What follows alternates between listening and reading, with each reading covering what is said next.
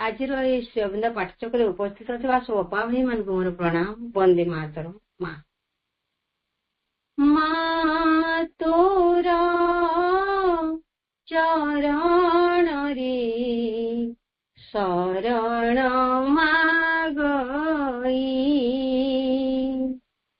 माँ तोरा पणत रे रखिबु घोड़े, माँ तोरा चरण रे शरण मागई,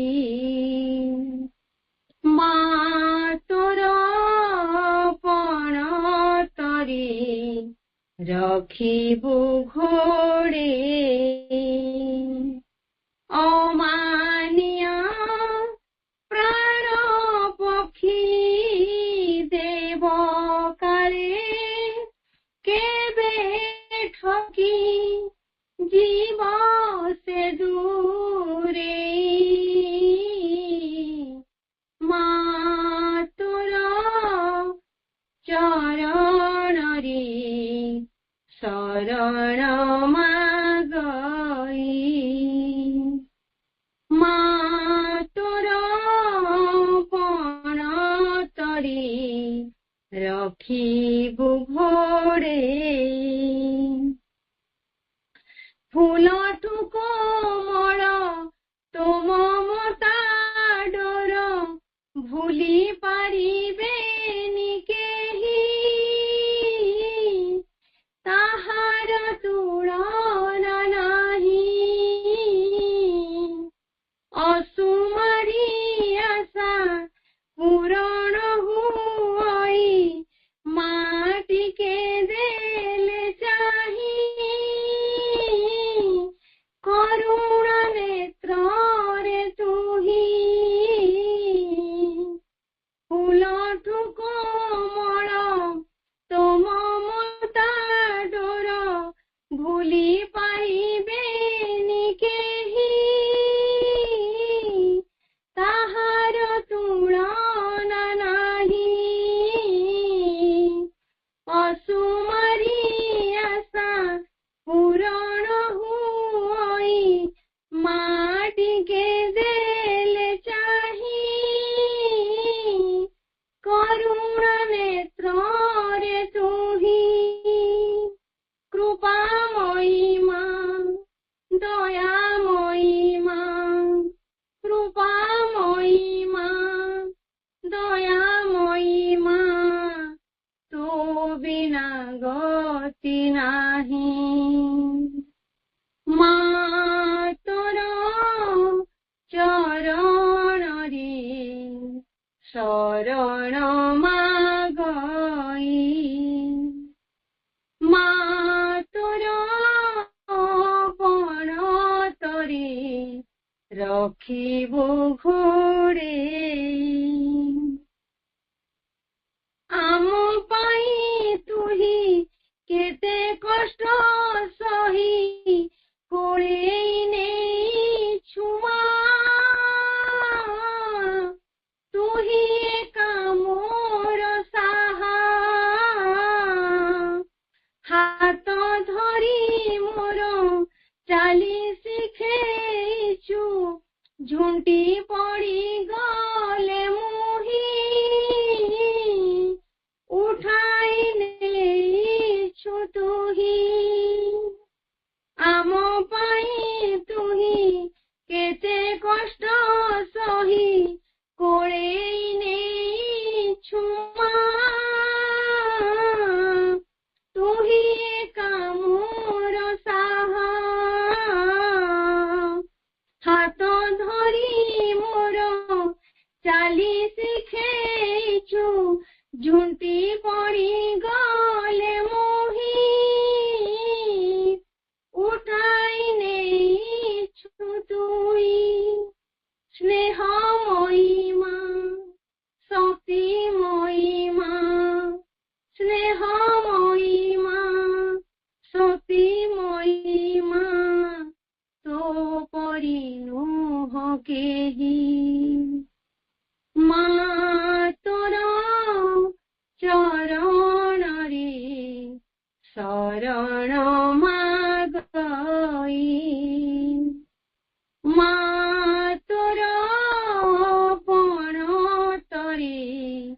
ରଖିବୁ ଘୋଡ଼େଇ ଅମାନିଆ ପ୍ରାଣ ପକ୍ଷୀ ଦେବ କାଳେ କେବେ ଠକି জীব সে দূরেই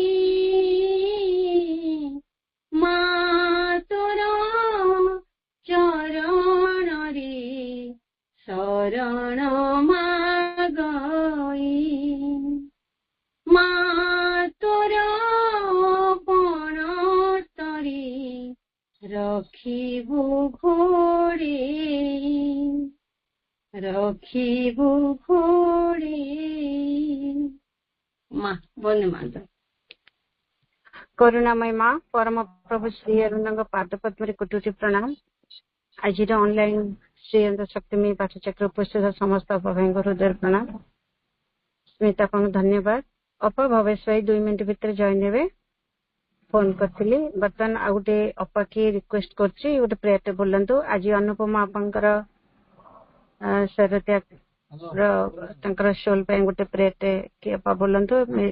ନିରବରେ ବି ଆମେ ମାନେ ପ୍ରାର୍ଥନା କରିବା। ତାପରେ ଭାଇ ଜଏନ୍ ହେବେ। ଆଲୋଚନା କରିଲେ 1 ମିନିଟ ପୁଣି ନିରବରେ ପ୍ରାର୍ଥନା କରିବା। ଭାବଲକ୍ଷ୍ମୀ ଅପା, ବିଜୟଲକ୍ଷ୍ମୀ ଅପା ଭୁବନେଶ୍ୱର ଯେକୌଣସି ଅପା ପ୍ରସ୍ତୁତ ଅଛନ୍ତି ମେସେଜ ଦିଅନ୍ତୁ। ସ୍ମିତା ଅପା କାର୍ଯ୍ୟକ୍ରମ ଆଗକୁ ନିଅନ୍ତୁ।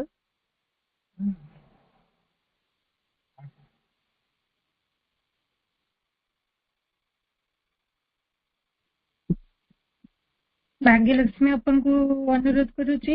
ଭାଗ୍ୟଲକ୍ଷ୍ମୀ ମିଶ୍ର ଅପା ଆପଣ ପ୍ରାର୍ଥନାଟିଏ ନିବେଦନ କରନ୍ତୁ। ପ୍ରଣାମ। ଗୋଟେ ମିନିଟ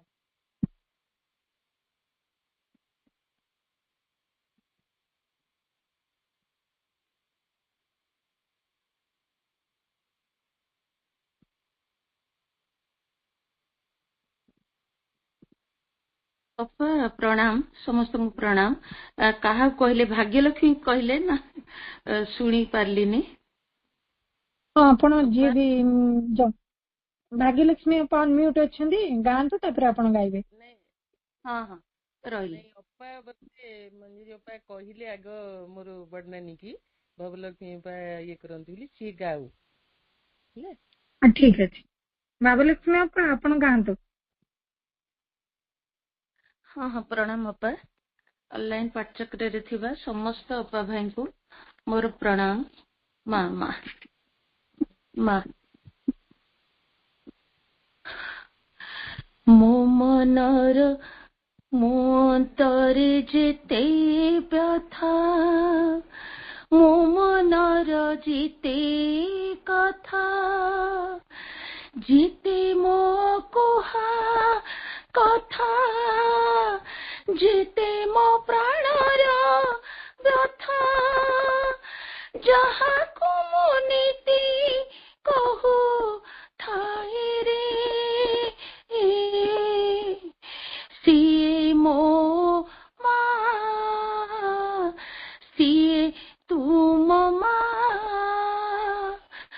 ସିଏ ଆମ ମା ଜଗତ ଯାକର ଯିଏ ମାରେ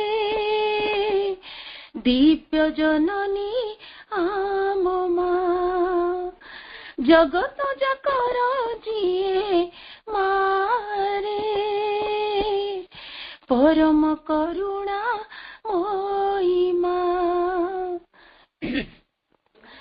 ବାଟ ଚାଲୁ ଚାଲୁ ପାଦେ ଫୋଡ଼ି ଦିଏ କିଏ କଣ୍ଟା ଯେତେ ସାବଧାନେ ଗଲେ କରନ୍ତି କେତେ ହୀନସ୍ତା ବାଟ ଚାଲୁ ଚାଲୁ ପାଦେ ଫୋଡ଼ି ଦିଏ କିଏ କଣ୍ଟା ଯେତେ ସାବଧାନେ ଗଲେ କରନ୍ତି କେତେ ହୀନସ୍ତା ହେଲେ ନୀତି ଦିନିଆ ନୁହେଁ କିଛି ସେତେ ନୂଆ ପ୍ରତିଟି କ୍ଷଣରେ ମା ହୁଅନ୍ତି ଆମକୁ ସାହା ପ୍ରତିଟି କ୍ଷଣରେ ମା ହୁଅନ୍ତି ଆମ को साहा जहाँ को मनीति देखो थाई रे सिए मो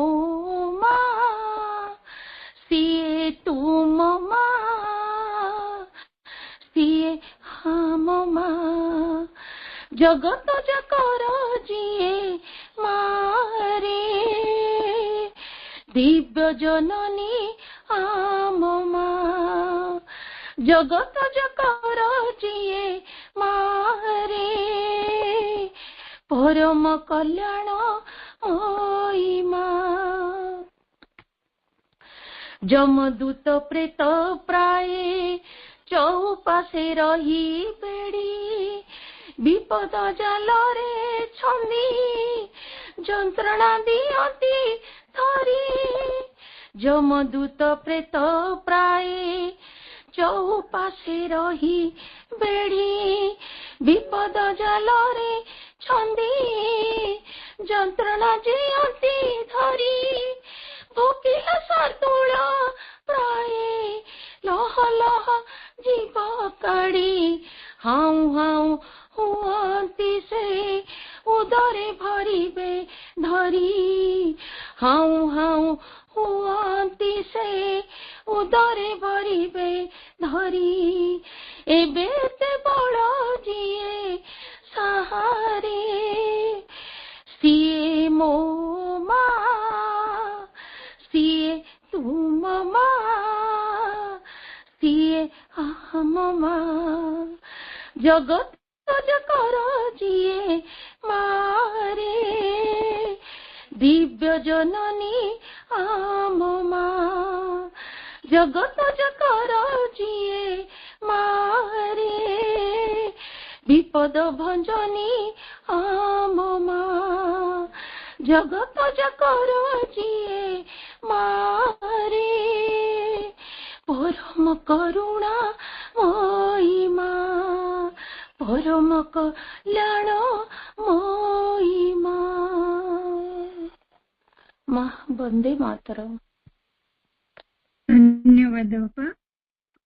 वर्तमान रत्न मंजरी बापा रास्तार अच्छा आम कार्यक्रम को आगक ना प्रत्येक रविवार मानव जुग चक्र ह्यूमन साइकिल आलोचना आलोचना करुचंती आम समस्तंकर प्रिय पूज्य सम्मानीय भवेश भाई भाई उपस्थित हेले भाई को स्वागत वंदे मातरम प्रणाम। भाई आपणकर आलोचना उपस्थापन करंतु।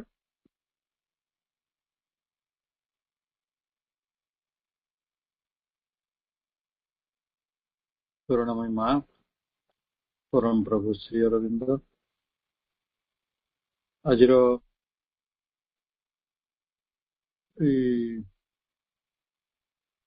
गुरुवार विलंबित संध्या प्रहर आम प्रभुंकर प्रणीत जीवन चक्र जोटा मानव जुग चक्र ह्यूमन साइकिल से बही आलोचना करुछंती। आम मूल इंग्राजी बही 23 पेज सेकेंड पैराग्राफ रही से आलोचना टी आगक नवा। Secondly, the West in its triumphant conquest of the world has awakened the slumbering East.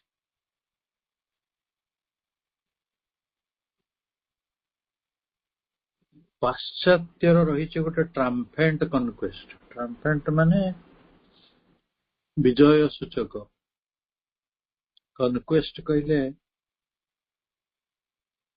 अभियान। ये जो ट्राम्फेंट कनक्वेस्ट किए करुछि वेस्ट पाश्चात्य कोठी करिछि ना ऑफ द वर्ल्ड समग्र जगत रे। समग्र जगत को पाश्चात्य गोटे विजय अभियान रे जय करिछि। जय करिछि माने प्राच्य को मध्य जय करिछि। ପ୍ରାଚ୍ୟର ବହୁତ ରାଷ୍ଟ୍ରରେ ଇଂରେଜ ମାନଙ୍କର, ୟୁରୋପୀୟ ମାନଙ୍କର, ଫ୍ରେଞ୍ଚ, ପର୍ତ୍ତୁଗାଲ ସବୁ ଲୋକମାନଙ୍କର ଗୋଟେ ଆଧିପତ୍ୟ ରହିଥିଲା। ଯେତେବେଳେ ପାଶ୍ଚାତ୍ୟ ଆମକୁ ଗୋଟେ ଟ୍ରାମ୍ଫାଣ୍ଟ କନକ୍ୱେଷ୍ଟ କରିଛି, ସେ ତା ଫଳରେ କଣ ହେଇଛି ନା has awakened the slumbering east. slumbering east ମାନେ ନିଦ୍ରାମଗ୍ନ ପ୍ରାଚ୍ୟ। ନିଦ୍ରାମଗ୍ନ ପ୍ରାଚ୍ୟକୁ ସେ ଜାଗୃତ କରିଦେଇଛି। and has produced in its midst an increasing struggle between the imported Western individualism and the old conventional principle of society.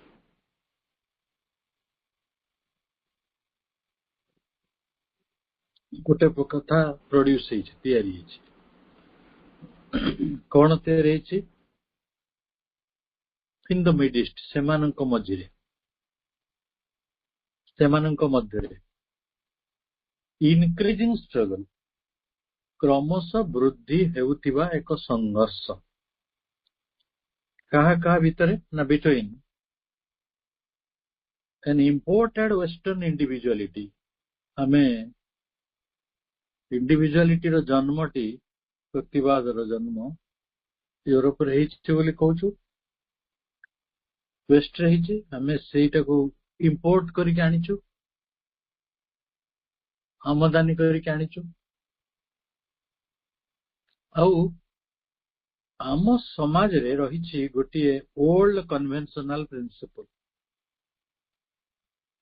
ପୁରାତନ ପରମ୍ପରାବାଦ। ଏଇ ଯୋଉ ପୁରାତନ ପରମ୍ପରାବାଦ, ଆଉ ଆମେ ଯୋଉଟାକୁ ଉଦ୍ଧାର କରିକି, ଇମ୍ପୋର୍ଟ କରିକି, ଉଦ୍ଧାର ତ ନୁହେଁ, ଆମଦାନୀ କରିକି ଆଣିଛନ୍ତି ୱେଷ୍ଟରୁ, ବ୍ୟକ୍ତିବାଦ, ତା ଭିତରେ ଗୋଟିଏ ସଂଘର୍ଷ ସବୁବେଳେ ବଢିବାର ଲାଗିଛି।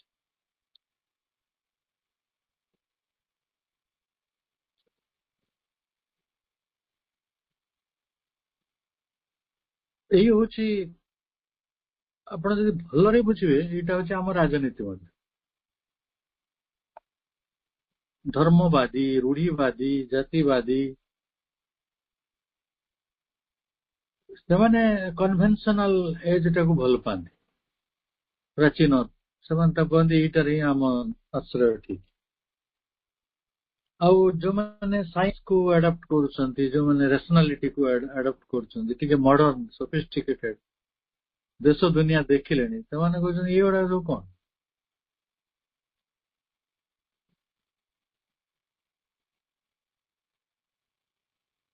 ଟିକେ ଭଲ କରି ଦେଖନ୍ତୁ ଜଗତଟାକୁ। ଇରାନରେ ଯୁଦ୍ଧ ହେଲା, ଇରାନରେ ଝିଅ ମାନଙ୍କୁ ବୁର୍ଖା ଭିତରେ ରଖାଯାଇଥିଲା। ସମସ୍ତେ ଭାବିଥିଲେ ସେମାନେ ସବୁ ଧାର୍ମିକ କାମରେ ବ୍ୟସ୍ତ ରହିଛନ୍ତି, ପୁରା ଓମେନ୍ ମାନଙ୍କୁ କନଭେନ୍ସନାଲି, କିନ୍ତୁ ସେମାନେ ଭିତରେ ଭିତରେ ସେମାନଙ୍କୁ ସବୁ ଆର୍ମ ଏମୁନିସନ ର, ମାର୍ସିଆଲ ଆର୍ଟ ର ସବୁ ଶିକ୍ଷା ଦଉଥିଲେ। ସେଠି ଝିଅ ମାନେ ହଜାର ହଜାର ସଂଖ୍ୟାରେ, ଲକ୍ଷ ଲକ୍ଷ ସଂଖ୍ୟାରେ ସବୁ ମିଲିଟାରୀ ଇକ୍ୱିପମେଣ୍ଟ ଗୁଡା ତିଆରି କଲେ। ସେମାନେ ଏତେ ସାଇଣ୍ଟିଫିକାଲି ସୁପରିୟର। ବଡ ବିଚିତ୍ର ଗତି ଏ ପୃଥିବୀରେ। ଉପରକୁ ଦିଶୁଛି ସେମାନେ ଧାର୍ମିକ ହେଇକି ଅଛନ୍ତି, କିନ୍ତୁ ଭିତରେ ଭିତରେ ତାଙ୍କ ସମାଜ ଆଉ ଗୋଟେ ପ୍ରକାର ପ୍ରସ୍ତୁତି ଭିତରେ ଅଛି। ଭାରତରେ ଗୋଟେ ବିଡମ୍ବନା, ଭାରତ ବ୍ୟକ୍ତିବାଦକୁ ଗ୍ରହଣ କରିପାରୁନି। କରୁଛି ଯଦିଓ ସେଟା ଲୋକମାନେ ପସନ୍ଦ କରୁନାହାନ୍ତି। ଆମ ମା ମାନେ ଚଉରା ମୂଳରେ ସଞ୍ଜବତୀ ଜାଳିକି ଜୁହାର ହଉଥିଲେ, ଆଉ ଋଣା ଟାଣିକି ଶଙ୍ଖ ଫୁଙ୍କୁଥିଲେ। ହେଲେ ଆମ ଝିଅ ମାନେ, ଆମ ନାତୁଣୀ ମାନେ, ଯୋଉମାନେ ବିଶ୍ୱବିଦ୍ୟାଳୟରେ ପାଠ ପଢୁଛନ୍ତି, ସେ ତ ଜିନ୍ ପ୍ୟାଣ୍ଟ ପିନ୍ଧୁଛନ୍ତି, ତାଙ୍କର ଓଢଣା କାହିଁ ଯେ ଟାଣିକି ଦେବ ଜୁହାର। ଆମ ସଂସ୍କୃତିରେ ରଖିଛୁ ଆମ ମା କାନିରେ ଆମେ ମୁହଁ ପୋଛୁଥିଲେ, ତ ସେ କାନି ବଚିଲେ ତ ମୁହଁ ପୋଛିବା। ତେଣୁ ସଂଘର୍ଷଟା କୋଉ ଲେଭେଲରେ ହଉଛି? ଆଧୁନିକବାଦୀ ଦଳେ ଅଛନ୍ତି, ଆଉ ଦଳେ ଅଛନ୍ତି ପୁରାତନବାଦୀ। ଆମ ରାଜନୀତିରେ ବି ସେଇ କଥା, ଆମ ସମାଜ ନୀତିରେ ସେଇ କଥା। ପ୍ରଭୁ କହୁଛନ୍ତି ଏଇ ସଂଘର୍ଷର ଯୋଉ ଆରମ୍ଭ ହେଇଛି ଏଠି, କାରଣ ଏକରେ ତ ପାଶ୍ଚାତ୍ୟ ସମସ୍ତଙ୍କୁ ଜୟ କରିଗଲା। ପ୍ରଥମେ ଗ୍ରୀକ ମାନେ ଆସିଲେ ଆଲେକ୍ଜାଣ୍ଡରଙ୍କ ନେତୃତ୍ୱରେ, ସେମାନେ ଚାରିଆଡେ ତାଙ୍କ ସାମ୍ରାଜ୍ୟ ସ୍ଥାପନ କରି ଚାଲିଗଲେ, ଭାରତରେ ବି କଲେ। ପୁଣି ସେଇଟା ହଉଛି 33 BC, 2033 ବର୍ଷ, 2026 33 କେତେ ହେଲା, 59 years ago, 2059 years ago Seleucus ନାମକ ଜଣେ ସେନାପତି ଭାରତ ବର୍ଷର ଶାସନ ଦାୟିତ୍ୱ ନେଇଥିଲେ। ସେତେବେଳେ ସବୁଠାରୁ ଏଫ୍ଲୁଏଣ୍ଟ ରାଜ ପରିବାର ଥିଲା ଧନନନ୍ଦଙ୍କର, ମଗଧ ସାମ୍ରାଜ୍ୟ। କିନ୍ତୁ ମଗଧ ସାମ୍ରାଜ୍ୟ ଭିତରେ ଭାରି ଦୁର୍ବଳ ହଉଥିଲା, କାରଣ ସେମାନେ କୌଟିଲ୍ୟକୁ ଅପମାନ କରିଥିବାରୁ କୌଟିଲ୍ୟ ପ୍ରତିଶୋଧ ନେବା ପାଇଁ ଚନ୍ଦ୍ରଗୁପ୍ତଙ୍କ ନେତୃତ୍ୱରେ ଗୋଟେ ଆର୍ମି ଗଢୁଥିଲେ। ସେଲ୍ୟୁକସଙ୍କର ଝିଅକୁ ଚନ୍ଦ୍ରଗୁପ୍ତ ବାହା ହେଲେ, ଯାହା ଫଳରେ ସେଇ ଯୋଉ ବୈଦେଶିକ ଶକ୍ତି ଗୁଡିକ ଭାରତରେ ଉପସ୍ଥିତ ଥିଲେ, ସେମାନେ ଚନ୍ଦ୍ରଗୁପ୍ତଙ୍କୁ ସାହାଯ୍ୟ କଲେ ଏବଂ ଯାହା ଫଳରେ ଚନ୍ଦ୍ରଗୁପ୍ତ ଅକ୍ଳେଶରେ କୌଟିଲ୍ୟଙ୍କ ଉପଦେଶ କ୍ରମେ ଧନନନ୍ଦଙ୍କୁ ପରାସ୍ତ କରିଦେଲେ। ସେଇ ଦିନରୁ ବ୍ରିଟିଶ ହଉ, ମୋଗଲ ମାନେ ହୁଅନ୍ତୁ, ବା ଯୋଉମାନେ ଭାରତକୁ ଆସିଛନ୍ତି, ସେମାନେ ଭାରତରେ ନୂଆ ସବୁ ମାନେ ପରମ୍ପରା ତିଆରି କରିଛନ୍ତି, ନୂଆ ବ୍ୟବସ୍ଥା ତିଆରି କରିଛନ୍ତି। ଆପଣ ମୋଗଲ ମାନେ ଆସିଲେ, ଆମ ଖାଦ୍ୟ ବସ୍ତ୍ର ବି ବଦଳିଗଲା। ମୋଗलाई ଆଜି ବି ଲୋକେ ଖାଉଛନ୍ତି ହୋଟେଲରେ। ଆମ ଖାଦ୍ୟ ବସ୍ତ୍ର ସବୁଥିରେ ବୈଦେଶିକ ଶକ୍ତି ମାନଙ୍କର ପ୍ରଭାବ ପଡିଛି। ଆମେ ସେଥିରୁ ଏତେ ସହଜରେ ମୁକ୍ତ ହେଇପାରିବାନି, ଏତେ ସହଜ ବି ନୁହେଁ।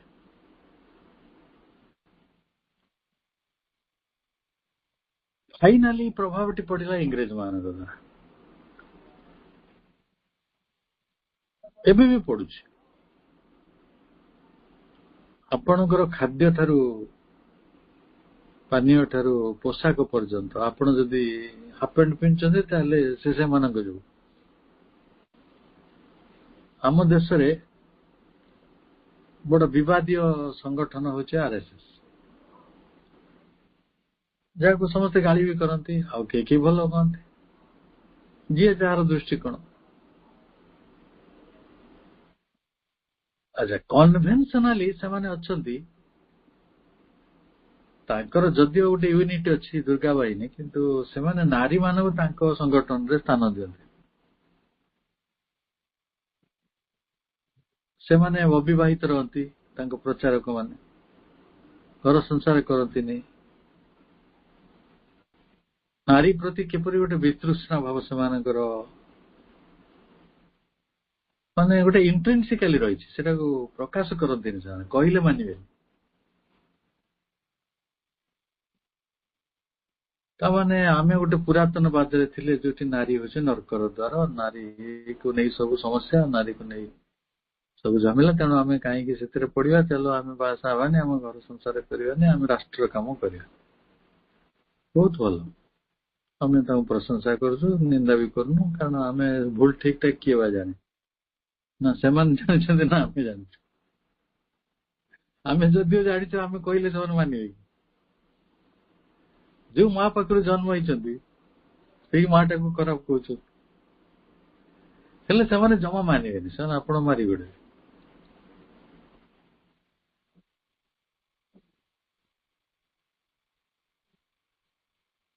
ସେ ପ୍ରସଙ୍ଗ କାହିଁକି ଆସିଲା ନା, ସିଏ ତାଙ୍କର ପୋଷାକ ସବୁ ଅଛି, ସେ ପୋଷାକ ହାଫ ପ୍ୟାଣ୍ଟ ପିନ୍ଧନ୍ତି, ହାଫ ପ୍ୟାଣ୍ଟ ଟା ବଦଳେଇ ଫୁଲ ପ୍ୟାଣ୍ଟ ପିନ୍ଧିଲେଣି। ତାଙ୍କ ପୋଷାକ ଦେଖିତେ ଗଣବେଶ କହନ୍ତି ତାକୁ, ୟୁନିଫର୍ମ। ମୁଁ ତାଙ୍କୁ ଦିନେ ପଚାରିଲି, ଆରେ ଭାଇ ତମେ ଯୋଉ ଏଇ ପ୍ୟାଣ୍ଟ ଗୁଡା ପିନ୍ଧୁଛ ଏଇଟା ତ ପାଶ୍ଚାତ୍ୟ, ତ ପ୍ରାଚ୍ୟର ପୁରୁଣା କଥା ଗୁଡା ଧରି ବଇଛ, ଏଣେ ତମ ପ୍ୟାଣ୍ଟ ଗୁଡାକ ବଦଳିଗଲାଣି। ଏଇ ଦୁନିଆଟା ଏପରି ତିଆରି ହେଇଛି, କାହା ପାଖରେ କିଛି ଉତ୍ତର ନାହିଁ। ସେ ଯେ ପ୍ରଭାବିତ ସେ କଥାଟି ସେ ଜାଣେ ନାହିଁ, କିନ୍ତୁ ପ୍ରଭୁ ଜାଣିଛନ୍ତି। ପ୍ରଭୁ ସିଧା ସିଧା ଲେଖୁଛନ୍ତି, the letter is here rapidly, they are slowly breaking down. Letter ମାନେ କୋଉଟା? କନଭେନସନାଲ ପ୍ରିନ୍ସିପଲ ଅଫ ସୋସାଇଟି, ସମାଜର ପରମ୍ପରାବାଦ। ଏଇଟା ରେପିଡଲି, ଅତି ତ୍ୱରିତ, ଶୀଘ୍ର ଭାଙ୍ଗୁଛି। ଆଉ କୋଉଠି କୋଉଠି ଦେ ଆର ସ୍ଲୋଲି, ଏଇଠି ଯଦି ଜଲ୍ଦି, ହିୟର ରେପିଡଲି, ଏଇଠି ଯଦି ଜଲ୍ଦି ଜଲ୍ଦି ଭାଙ୍ଗୁଛି, ତାହେଲେ ସେଇଠି ସ୍ଲୋଲି ବ୍ରେକିଂ ଡାଉନ, ଧୀରେ ଧୀରେ ଭାଙ୍ଗୁଛି। ମୁଁ ଏଇ ପାଠଚକ୍ରରେ ଅନେକ ବ୍ୟକ୍ତିଗତ ଯୋଉ କଥା ଗୁଡିକ ଯାହା ଆଖିରେ ଦେଖିଛି ସେଗୁଡିକ କହିଛି। ଆଗ ଗାଁରେ ଯଦି ଗୋଟେ ଲଭ୍ ମ୍ୟାରେଜ ହେଇଗଲା, ସେ ଗାଁ ଟା ପ୍ରାୟ 6 ମାସ ଖଣ୍ଡେ ଉଠଙ୍ଗ ପଟଙ୍ଗ ହବ, ମାନେ କୁଆ କୋଇଲି ପାଣି ପିଇବେନି। such a big thing happens। ଜଣେ ଆଉ ଗୋଟେ ଜାତି ଭିତରକୁ ଚାଲିଗଲା, ସେମାନେ କେମିତି ଗ୍ରହଣ କଲେ, ସେମାନେ ସବୁ କେମିତି ଅବିବେକୀ ଲୋକ, ସେମାନେ ଧର୍ମ ମାନୁନାହାନ୍ତି, ଜାତି ମାନୁନାହାନ୍ତି, ସମାଜକୁ ନଷ୍ଟ କରିଦେଲେ, ସମାଜ ଭ୍ରଷ୍ଟ ହେଇଯିବ, କେତେ କଥାରେ ବାବା କାନ ଭରିଯିବ।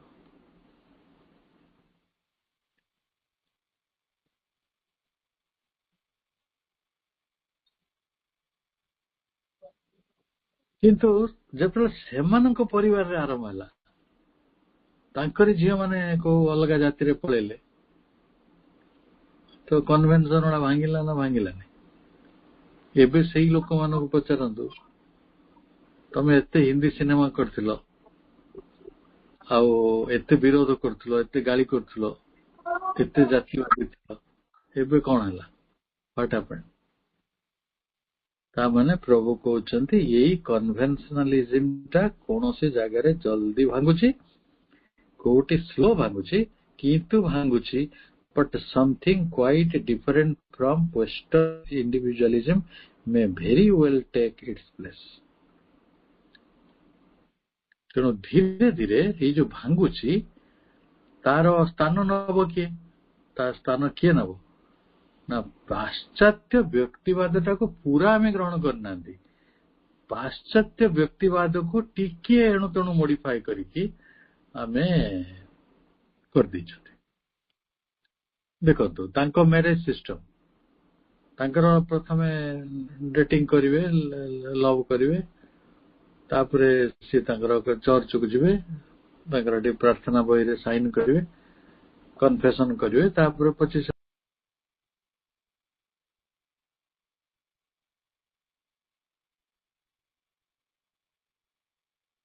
ଆପଣ ଅଲମୋଷ୍ଟ ଲଭ୍ ମ୍ୟାରେଜକୁ ସ୍ୱୀକାର କଲେଣି। ଆପଣ ଛୁଆ ମାନେ ଯଦି ଲଭ୍ କରୁନାହାନ୍ତି, ଆପଣ ରାଗିଲେଣି, ଏଇଟା କି ଛୁଆ, ଏଇଟା କିଛି ଜାଣିନି, ଏଇଟା ମୁଁ କୋଉଠି ଚୂଡା ଚାଉଳ ନେଇ ବର ଖୋଜିବାକୁ ଯିବି। ଲୋକେ ସେପରି କହିବାର ମୁଁ କାନରେ ଶୁଣିଲିଣି।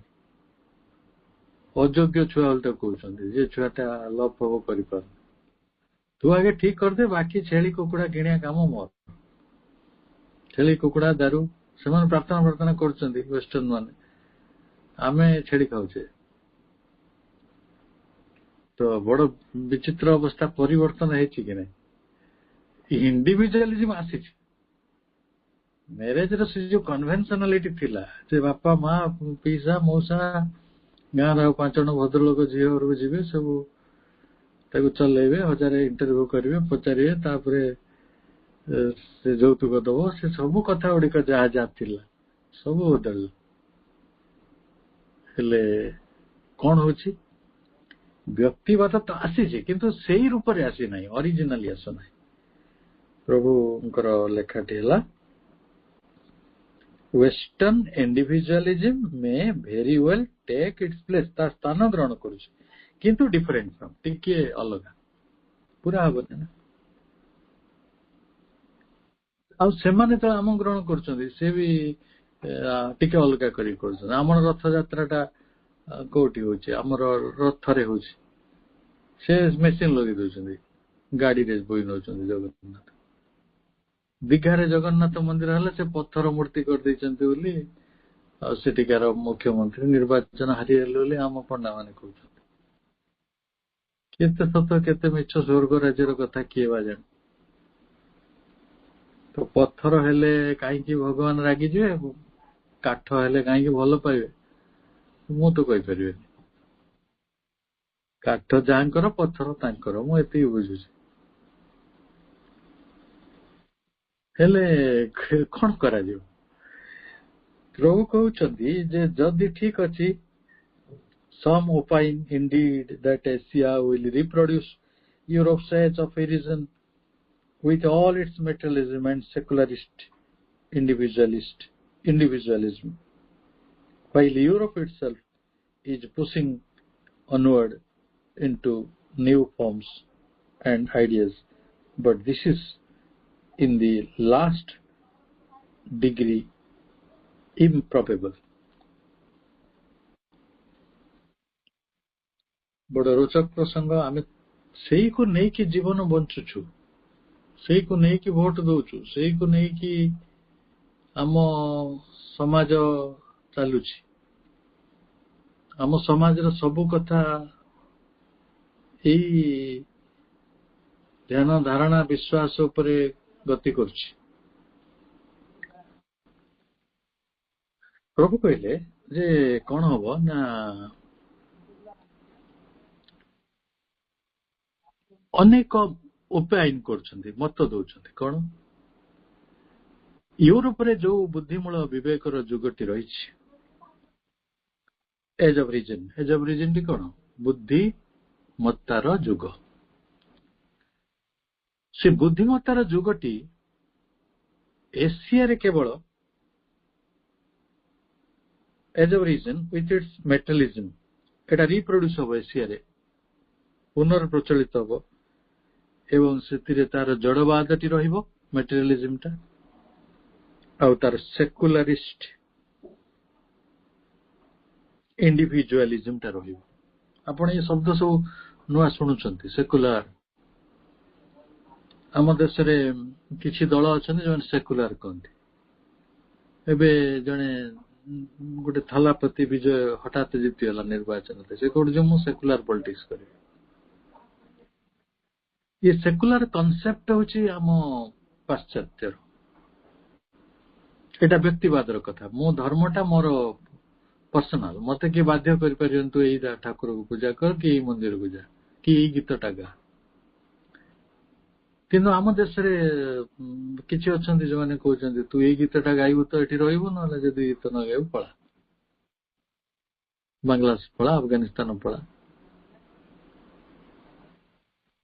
तेणु आमर जो विचारधारा से बुझा पड़ी जे एशिया रे जो एज ऑफ रीजन टी रही बुद्धिमत्तार जुग सेटा एशिया रे तार रिप्रोड्यूस हबो, पुनरावृत्ति हबो एवं आमे यूरोप रो जो वस्तुवाद मेटेरियलिज्म आउ तार जो सेकुलरिज्म माने धर्मनिरपेक्ष, धर्म ठारू विच्छिन्न हबा। धर्मटा इंडिपेंडेंट ऑफ एवरीथिंग, धर्मटा मोर निजर व्यक्तिगत, मो ऊपर गोटे लदी दिया जाई परिबने। मो इस्लाम, मो हिंदू, मो बुद्ध, धर्मटा को राष्ट्र लदी परिबने मो ऊपर। एटा हला सेकुलरिज्म। सेटा एशिया रे हबो बोली से कहउछन्ती, हेइछि भी। आपण जापान जानतु, आपण कोरिया जानतु, आपण जानतु चीन, जो मैंने बड़ देश सब जापान चीन एवं एशियार सब बड़ देश। आ दुर्बल देश भितर जो मैंने रही थर्ड वर्ल्ड कंट्री विकसित भारत सीना मेचे लोक कि बहुत इंडेक्स बहुत पछरे अच्छे प्राथमिक शिक्षा स्वास्थ्य ପ୍ରେସ୍ ଫ୍ରିଡମ୍, ଆମ ପଲିଟିକାଲ ସାନିଟି, ଆମର ଇଲେକ୍ସନ ପ୍ରୋସିଜିଓର ବହୁତ ଦୃଷ୍ଟିରୁ ଆମେ ପଛରେ ଅଛନ୍ତି। ୱାର୍ଲଡ ଇଣ୍ଡେକ୍ସରେ ଆମେ ବହୁତ ପଛରେ ଅଛନ୍ତି। ଆମ ଟିଭି ବାଲା ନିଜରେ ଆମକୁ କହୁଛନ୍ତି ବିଶ୍ୱ ଫିଶ୍ୱ ଗୁରୁ ଅମୁକ ତମେ ସବୁ ମିଛ କଥା। ଏଇ ତ କାଲି ପରଦିନ ଆମକୁ ମାନେ ଭାରତକୁ ନର୍କ ବୋଲି ଆମେରିକା ରାଷ୍ଟ୍ରପତି କହିଲେ।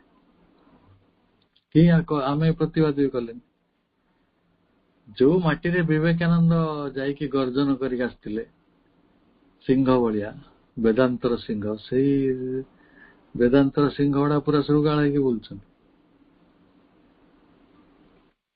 ବଡ ଅଜବ ଜିନିଷ ଚାଲିଛି ପୃଥିବୀରେ।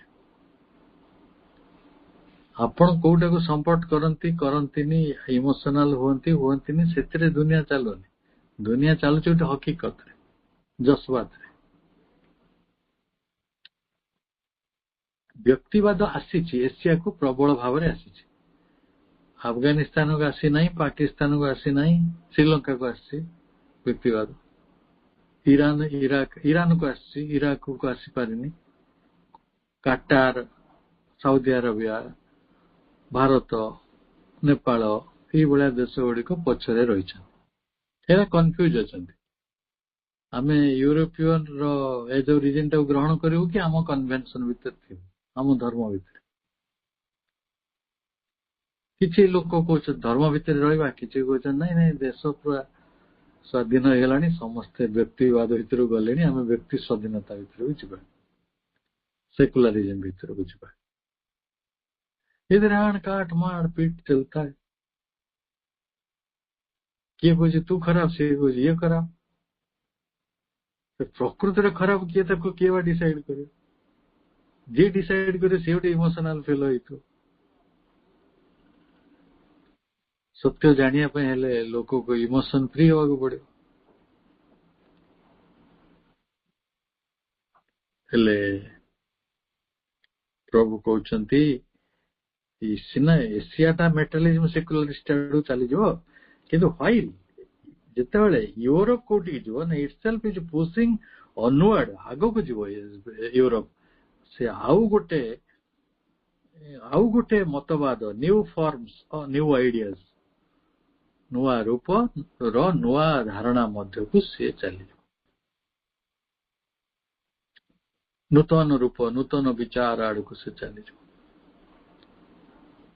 आमे किंतु वस्तु सर्वस्व होगी रही सेकुलरिस्ट होगी रही।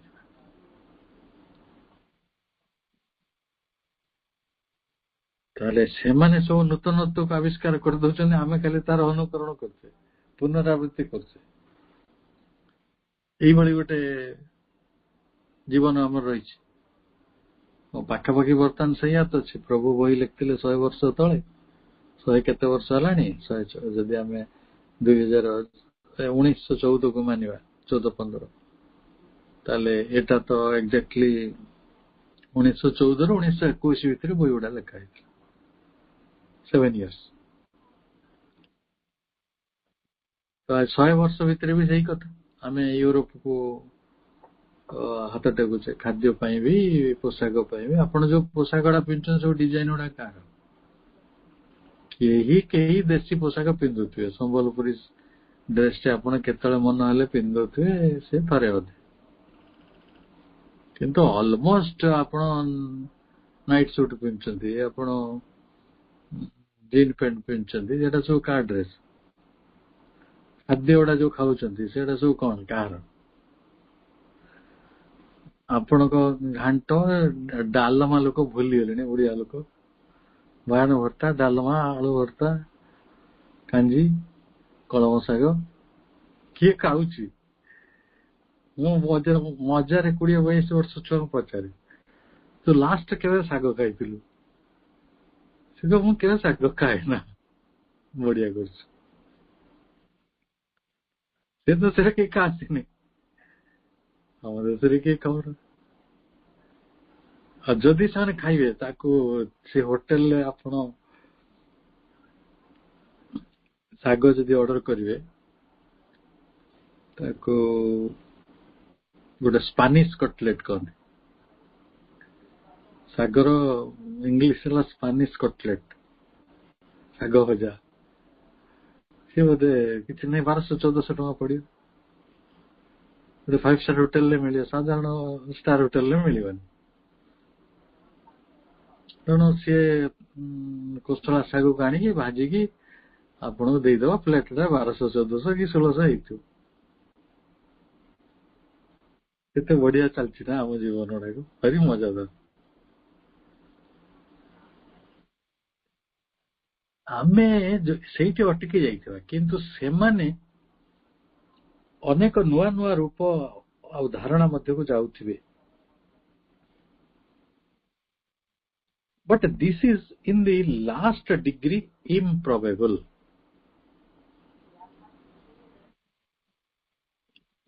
एभली गोटे स्थिति अवश्य इम्प्रोबेबल लगुच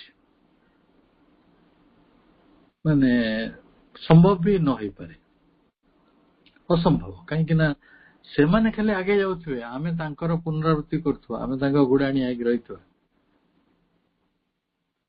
तो सेपरी तो नुहे जदिव ठीक अच्छी से मैंने उड़ाज आविष्कार कले आमे उड़ाज चढ़िले से गाड़ी बाहर कले आमे गाड़ी चढ़ले आमे तो से किसी करना ना आम देश दलिया लोक अच्छा से कहती आम सब कर तो कहीं गला आम उड़ाज बाहर करूँ बढ़िया कथा मुझे मना कर आम रावण चढ़ुला आहरी बढ़िया हेले कहीं से रावण विमान कहीं ना तमें कह वस्तु स्थिति रे तमें कौटी अच खाली थ्योरी रे प्रैक्टिकल कहीं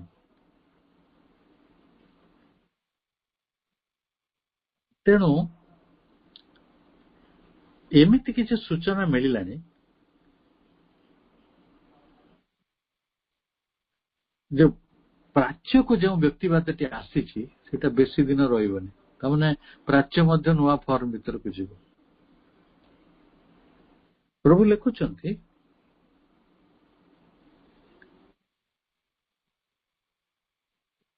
जे ऑन दी कंट्रारी अन्य पक्षरे द साइंस आर दैट सूचना एया लक्षण एया the individualistic period in the east will be neither of long duration एटा दीर्घ दिन धरी ईस्ट रे रहिबो नाही व्यक्तिवाद nor predominantly rationalistic and secularist in its character एटा दीर्घ दिन धरी गोटे रेशनालिस्ट बुद्धि प्रधान आउ सेकुलारिस्ट धर्म निरपेक्ष धर्म ठारू विच्छिन्न होबा एइटारे रही पारिबो नाही आपण देखुछन ना भारत रे उथल पुथल हम भारत रो पॉलिटिक्स को देखिबे हम लोकंकर जो एंथुसियाज्म को देखिबे से माने प्रकृति रे व्यक्तिवादता रे जाइथिले सेकुलरिज्म रे जाइथिले सेटा हम धर्म थिला धर्म तो नुहे हम विचार थिला आमे सेकुलरिज्म टा बहुत बड़ कहूथिले किंतु आज तारिख रे लोके सेटा कहूना अर्थात तार ड्यूरेशन सरिलाणी आ गुटे नूतनत्व आड़ को जीवा जगह रे आमे कन्वेंशनल आड़ को भूल रे चली जाउछन ठीक आपण पानी न पी की पंख पीवे तो एटा अलग कथा दैट इज योर चॉइस जदि पानी सरीगला तो विकल्प बाहर करिके पंख पीदे पंख को फणा करी मुझे पानी मिलला तेणु पंख को पणा कर पीगली ग्राइंडर तेणु कौन हम से कथा प्रभु कहते आमे विच्छिन्न रहिबा नहीं आमे से भली जो बुद्धि प्रधान है अधिक मात्रा धर्म विच्छिन्न होगी रहिबा नहीं ताले गोटे नुआ गोटे कौन आसो से कथा मन रखिए यही सेकेंड पैराग्राफ रो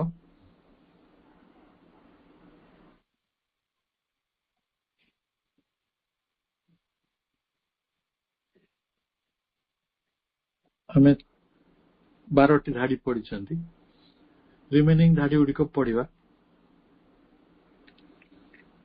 ये आम जीवन को नियंत्रण करूँ आम व्यापक आलोचना कर